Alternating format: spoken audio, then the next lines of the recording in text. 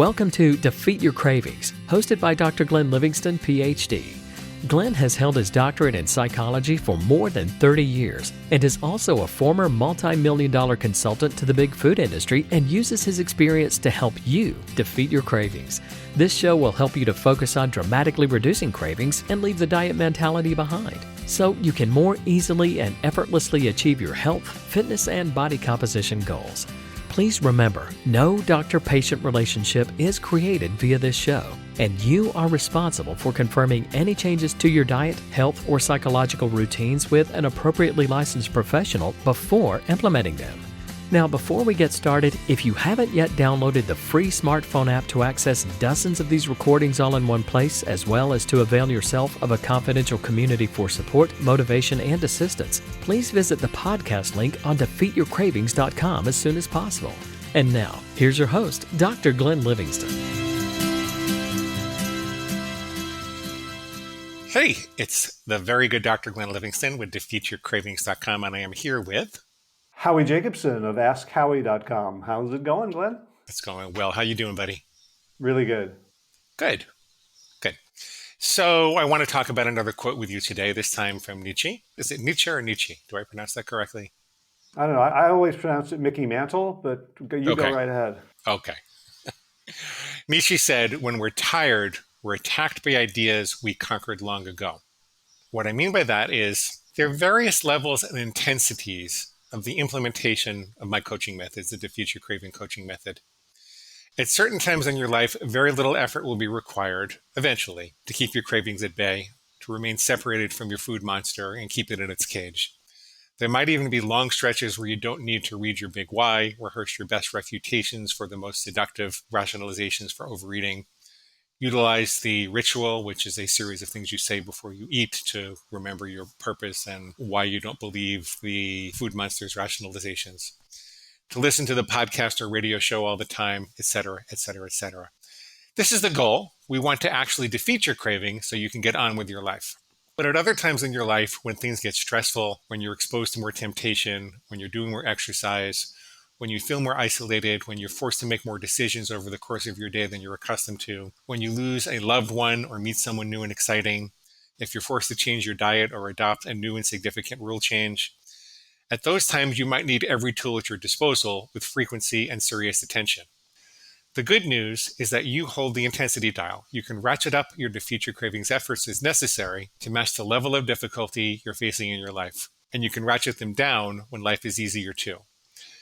Nietzsche understood long before Freud that fatigue was one of the worst stressors we could face. Ideas, for example, your food monster's ideas about why you should overeat, those that we conquered long ago or successfully refuted long ago, suddenly seem seductive to us again. For this reason, it's important to be alert to your general level of fatigue and pay attention to your sleep hygiene.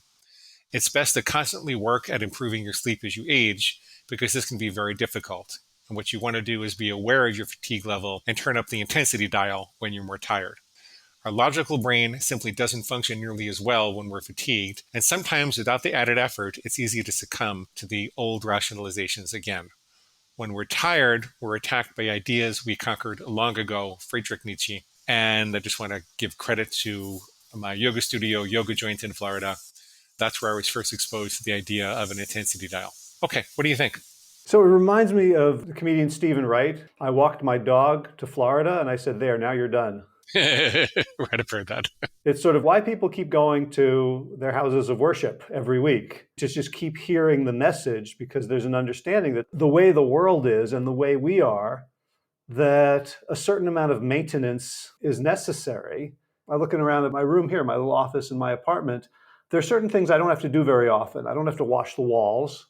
There's no children here throwing food at them. I do need to vacuum and dust frequently for some reason, because I don't know why. Where I live, there's a lot of particulate. Human activity. Yeah. There's lots of reasons why stressors, and fatigue does code as a stressor. If you're tired and you go to sleep, your body goes, good. If you're fatigued and you've got to do a presentation or drive or take care of kids, your body codes that as a stressor. You know better than anyone that I know how stress impacts the neurobiology of food and digestion, what it does to the brain around seeking calories. It's sort of a realistic sense of, we've talked about this. I feel like there's ways that we can unlearn completely. If I'm responding in anger to a certain situation, that's something that can be completely extirpated with a different understanding, with understanding schemas. However, when you're talking about a biological response to calories, we can't get rid of the lizard brain because we can't get rid of our survival drive and continue to survive. So a constant sort of low-grade effort, like, oh, there's a little, I don't know where that stain got there. Maybe, a bug flew into the wall and stuck to it.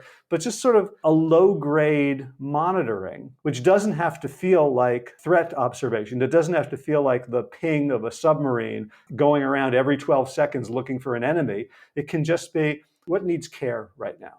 My cat has been throwing food against the wall lately. I keep cleaning up the wall.